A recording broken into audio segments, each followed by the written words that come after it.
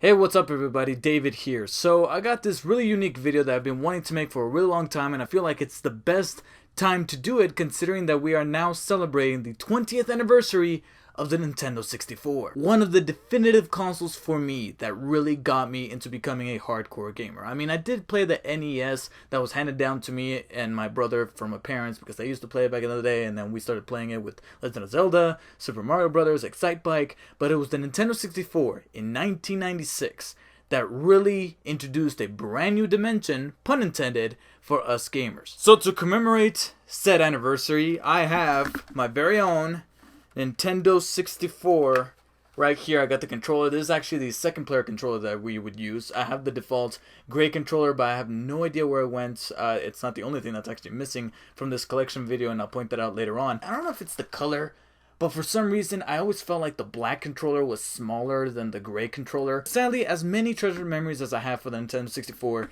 the controller design has never been the fondest. 90% of the games that they had was played like this and never like this. I never found a use for this. And then you got this big hollow space for the Rumble Pack, which I do have, but again, missing, just like a lot of other things that are going to be missing from this collection. And then here on the side is the very dusty Nintendo 64.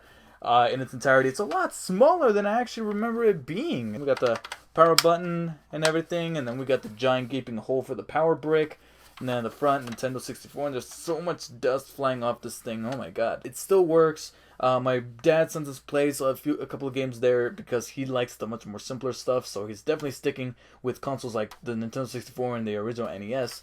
And so I am here to not only show off my very own console that is still surprising it works, but at the same time, very sturdy. But I will be showing off my Nintendo 64 video game collection. Now, if you have owned a Nintendo 64, then you know that those games came in cartridges. So I will be showing those cartridges off mainly. I do have the boxes for them, but most of them are not in the best condition. However, I am missing a couple of games. I don't know where they are. I looked all over the place. I spent the entire day trying to look for some of these games, but sadly, they are missing. I don't know if I simply just misplaced them or I gave them to my older brother, and I don't seem to recall doing so, which I think that constitutes as him stealing them. But because I can't find the cartridges for those games, I will be showing off the boxes for those. So I'll get to those later on. Right now, let's go ahead and tackle our first cartridge here, and it is for Star Fox 64. Let me put it right here on the side. I don't get why they emphasized the design of the cartridge, or at least the image on the design of the cartridge, on one of the very much more generic enemies that you fight instead of actually, I don't know, the Star Fox team. But most of you will remember as this being one of the big staples for a Nintendo 64 console. I mean, if you owned the console, you needed to own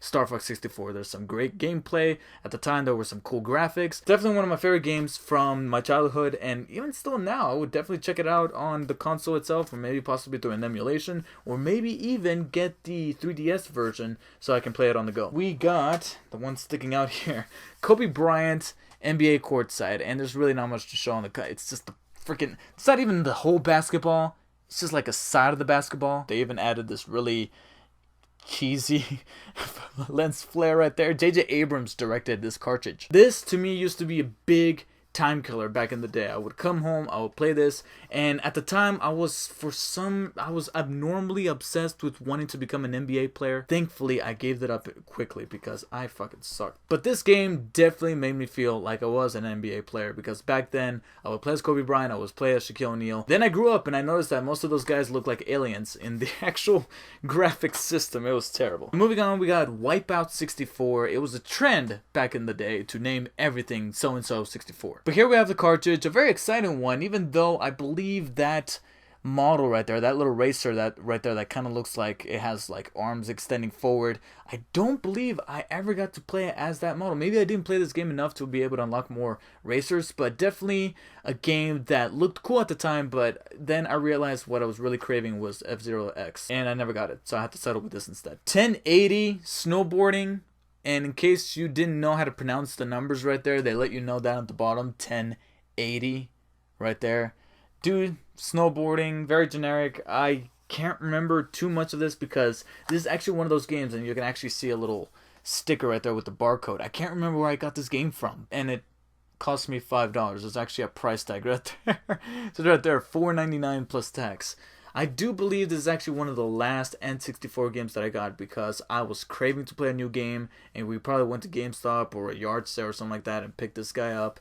Played probably like no more than an hour on it and quickly faded out of my memory because I can't remember jack shit about this. So once again, another one that I for sure know I got from GameStop because the little used trademark sticker that they use over there in their shops is right here on the back for $5.99, as well as here in the front $5.99. And if you couldn't tell what the game is, it's Lego Racers. I wanted some kind of game that really did cater to the Lego property because I really loved Legos when I was a kid. I still do. If I wasn't broke, I would still get like the big Millennium Falcon or one of those big $150 sets that I know I would spend like a weekend, or like the Death Star, spend an entire weekend constructing because I genuinely love Legos that much. I was hoping for that love of Legos to kind of transcend into video games with the Lego Racers game for N64, and overall it's just a generic racer. Can't seem to remember much of it, and that's probably for a good reason. And continuing with the used games from GameStop trend that belong to somebody named Tews. Tex. It is WCW versus, does it say versus? Yeah, versus NWO World Tour. And I believe on the cover, if I'm not mistaken, is Hollywood Hogan. Not Hulk Hogan, Hollywood Hogan. And I believe it's Kevin Nash. That I don't know. That's not Kevin Nash. Who the hell? Got some weird ass teeth, I know that. But anyways, another wrestling game. It was a cool little ditty, but I don't remember this being as fun as the other wrestling game that I did own for the N64 that I preferred over this one. And that is, of course, let me go ahead and just grab it right here because it's actually one of the last few, and I can definitely pick it out by itself, is WCW NWO Revenge. Love this game. I love this game. That's why I felt like it was a little bit of a disappointment to pop this one in afterwards. And like I said, being that this is from GameStop for like $6 used, this was definitely one of the last few games that I picked up during the N64 cycle, whereas this was the first one that I played, and so I felt like it was a humongous step down because WCW NWO Revenge was the shit. I still remember the opening music, the opening cutscene, having Sting versus Hollywood Hogan and Goldberg, and of course one of my treasured memories about this game is something that's not even supposed to happen. If you played the N64, it doesn't matter if it was for this game or for any, it's probably not the best idea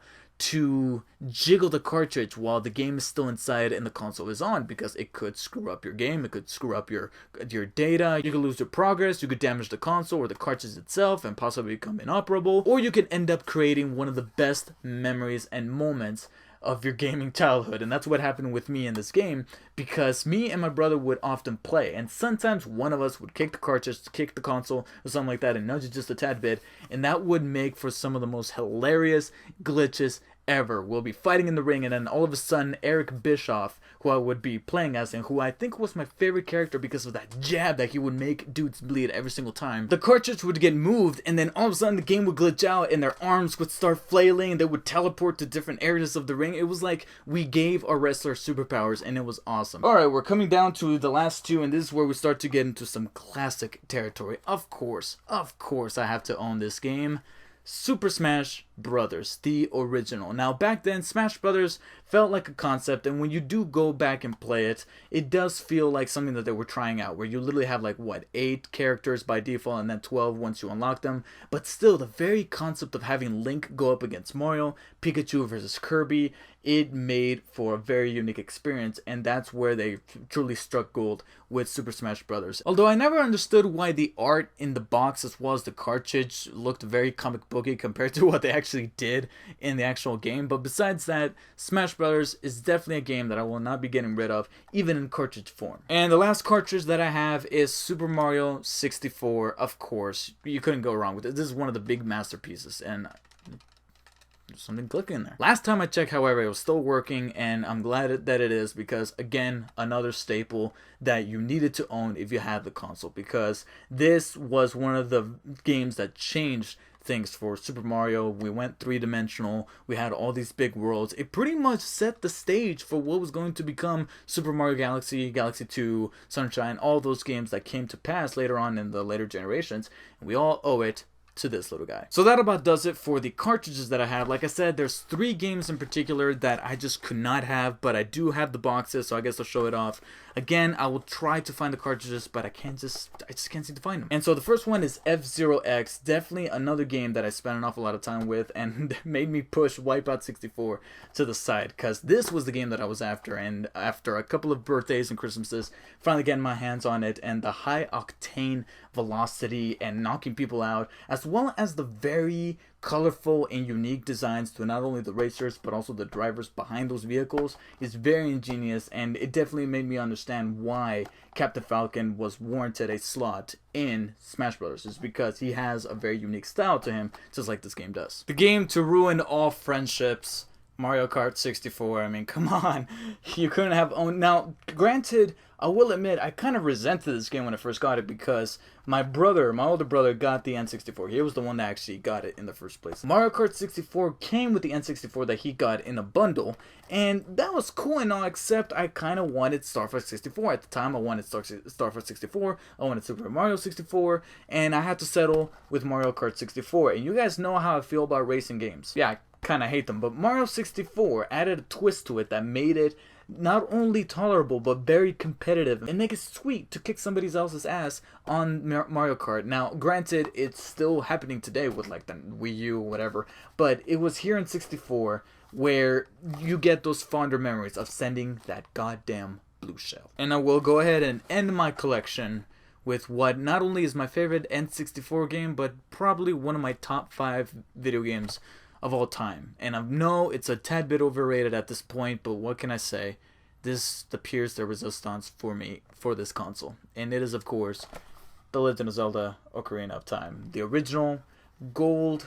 I don't have the actual gold cartridge. I don't have the cartridge at all, but I do have fond memories. One of them of this game, and one of them is getting this for my birthday, and my mom duping me into thinking that I got like socks or whatever. The box was actually rather huge and nothing was knocking inside, but she had stuffed the box, and so when I opened it, I removed the stuffing and this was inside, and I lost my shit. This was like my Dark Souls at the time, so much so that I went ahead and I got a strategy guide for the game, which again I cannot find. I know that if I have much more patience and much more time in the day, I will find that strategy guide. But one of the reasons why I got it is because I had some really beautiful artwork in it that I really did like. That strategy guide may have also been a gateway to puberty, because there was some artwork in there.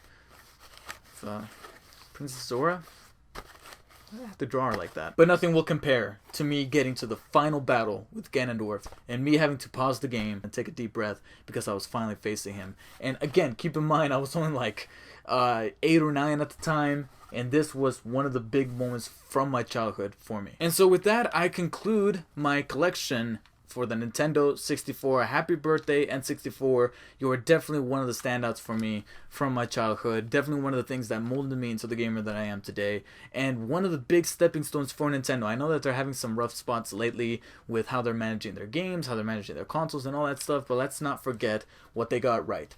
Sans the controller, but besides that, their library games, their launch titles for this console was what really shaped us, and for that we need to salute them. And because of that, I feel compelled to ask you guys, what are your guys' collection for the Nintendo 64? Either post in a comment below, or even make a video of yourself and post it up and say, hey, these are my games, what are yours? And my other question to you guys is, if you guys really enjoyed this video of me showing off the games that I have for this old nostalgic console, please let me know in the comments if you guys want to see a collection for other consoles that I have. I have the Nintendo, the original NES. I do have some games for that. In fact, they're sitting right next to me. I mean, come on.